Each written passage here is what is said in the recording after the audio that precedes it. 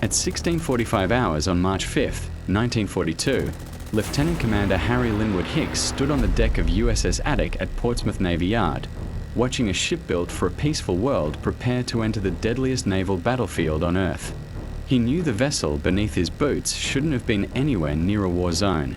She was old, 30 years old, slow, underpowered, a tired merchant hull that still smelled of decades of cargo.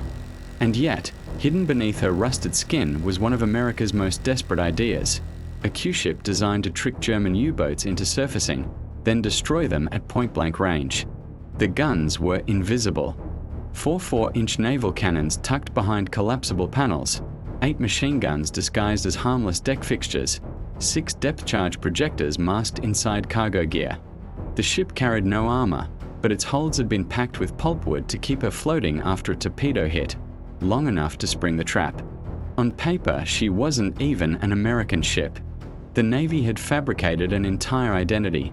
SS Vilfranca, Portuguese registry, harmless, alone, just another slow freighter crossing waters infested by killers. Project LQ had been born in secrecy and fueled by panic.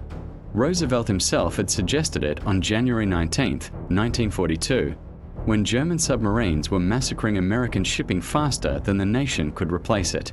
Tanks burned offshore while civilians watched from boardwalks. Freighters exploded inside of city lights because coastal towns refused to dim their skylines for fear of hurting tourism.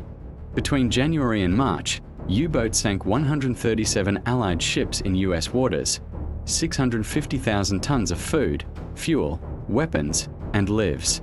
Something had to be done. 5 civilian ships were quietly converted at Portsmouth. No press releases.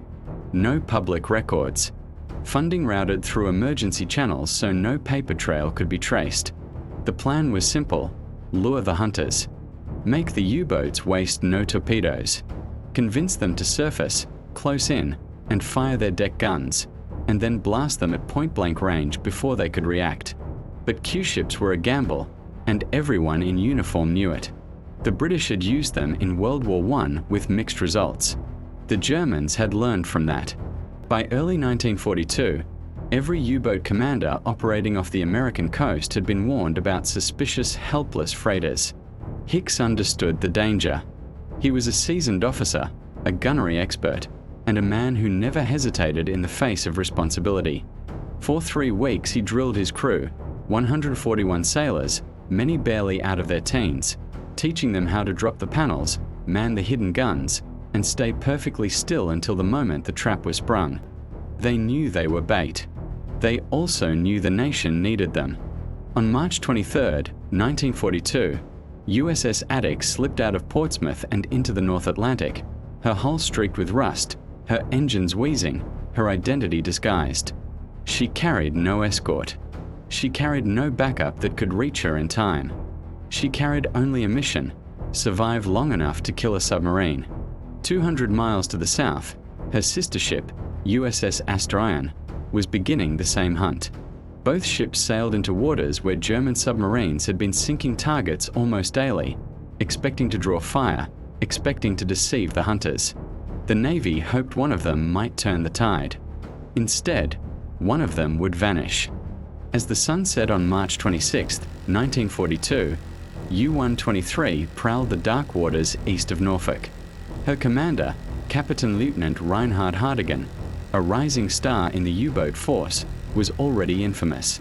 He had launched Operation Drumbeat, the brutal campaign that turned the American coastline into a firing range. On his first patrol, he sank 9 ships. On his second patrol, he intended to do even more. When a lookout aboard U-123 spotted a distant plume of smoke, Hardigan raised his binoculars.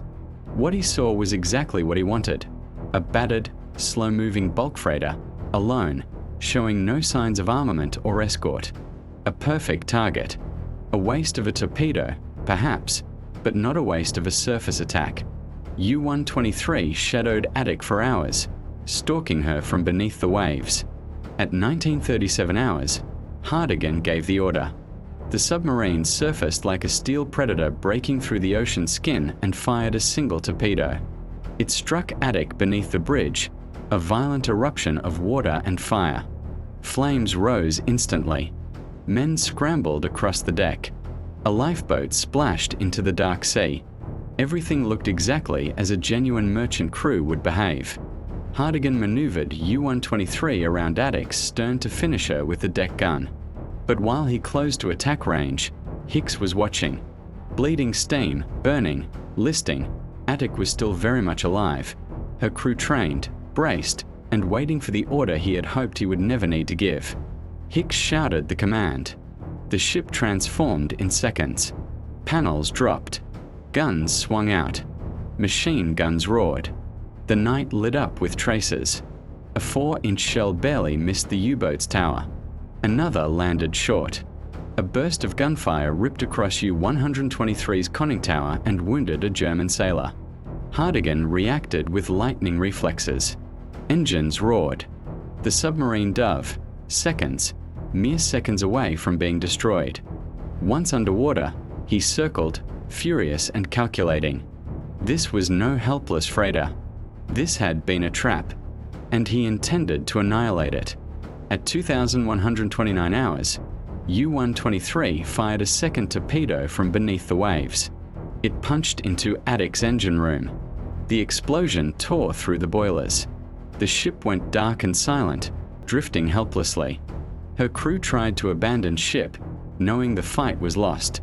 Hardigan surfaced again at 2,250 hours, intending to watch the Q-ship sink. Instead, something inside Attic detonated. Maybe ammunition, maybe fuel, triggering a massive explosion that lit the ocean like a sunrise.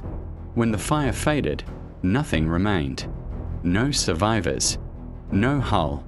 Just scattered debris drifting into the storm. All 141 American sailors were dead. U-123 took only one casualty. The North Atlantic swallowed the Q-ship and every man aboard her. By dawn on March 27, 1942, search aircraft from the 1st Bomber Command were combing the waves near Attic's last reported position. The weather had turned brutal. 40-knot winds, 20-foot seas. Whitecaps blanketed the ocean, erasing any trace of the night's battle. For 4 hours, the bomber circled, found nothing, and radioed back the same grim assessment every rescue crew would soon repeat. No wreckage, no bodies, no oil slick. The storm had devoured everything. USS Noah, an aging Clemson-class destroyer, arrived next. Her crew found drifting planks, cork floats, fragments, but nothing that could confirm Attic's fate. USS Sagamore attempted to join the search but was driven back by the storm. Days later, patrol aircraft spotted 5 empty lifeboats 80 miles south. They were Attic's. No men were aboard. None ever would be. The Navy feared the worst, but the Germans knew the truth. On April 9th, Radio Berlin triumphantly broadcast that a 3,000-ton American Q-ship had been sunk after a fierce duel. That message confirmed what US intelligence had begun to suspect. German command already knew about Project LQ.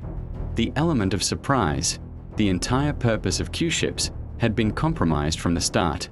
Admiral Ernest King was furious. The program had consumed $500,000, months of planning, and the lives of 141 sailors, and had achieved absolutely nothing. Worse, the Germans had turned the disaster into propaganda. The subsequent review condemned Q-ships as obsolete. They were too slow, too fragile, too easy to detect. Their crews lacked the specialized training needed for such missions. And German U-boat commanders were far too experienced to fall for traps that had already been used decades earlier. Project LQ was terminated. Asterion, Attic's sister ship, was recalled after a fruitless patrol. Big Horn, the tanker Q-ship, completed one last useless cruise. Eagle and Captor were reassigned to minor duties. None ever fired a shot at an enemy submarine. Ironically, just as Q-ships were abandoned, U-boat losses began rising sharply. Not because of decoy freighters, but because the US Navy was finally adapting. Convoys were organized. Aircraft patrols expanded. New radar sets detected submarines before they could strike. Destroyer escorts, built specifically for anti-submarine warfare, entered service in numbers.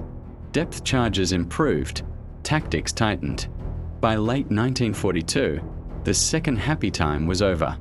The hunters were now being hunted. Hardigan himself completed his second drumbeat patrol in May, sinking 19 ships across both missions. Hitler decorated him personally, but the strain of combat had begun to erode him. By the summer, he stepped down from command and spent the rest of the war training new U-boat crews and overseeing torpedo development. Meanwhile, the men of USS Attic remained nameless and unburied, lost in the cold Atlantic. In the final years of his life, Reinhard Hardigan became a wealthy businessman and a respected politician in Bremen, serving 32 years on the city council. He rarely spoke about the war, except to insist he had served Germany, not Hitler. His interviews painted a complicated picture, a man who believed he had fought honorably, but also one who never fully confronted the devastation inflicted by his own torpedoes. Survivor accounts from ships he sank varied. Some praised him for offering directions and food, even forcing neutral vessels to pick up lifeboat survivors. Others described no assistance at all. The truth fell somewhere between myth and memory, like much of submarine warfare itself. Attic's story, however, remained brutally clear. 141 sailors sailed into enemy waters with the belief that they could change the course of the war. They faced a predator designed to kill from the shadows. They fought back against impossible odds. They died in darkness, in fire, and in storm, long before their names could be written into history. But their sacrifice did matter. Their mission, though a failure, exposed fatal flaws in American naval strategy. Their deaths helped force the Navy to abandon outdated ideas and adopt the modern tactics that would eventually turn the tide against the U-boats. In that sense, Attic became something far greater than a failed decoy. She became a grim teacher. Today, her bones lie somewhere in the North Atlantic, unrecovered, unmarked, and unknown. No grave, no monument, only cold water and endless waves. But the truth remains, she was the most secret ship of World War II, a fragile vessel sent to fight a hidden enemy, crewed by men who understood the risks and went anyway. And for a brief moment, beneath fire and storm, they faced one of Germany's deadliest submarines and fought it openly, boldly, and without hesitation. A ship that should never have gone to war did exactly what she was asked to do. She fought, and she never came home.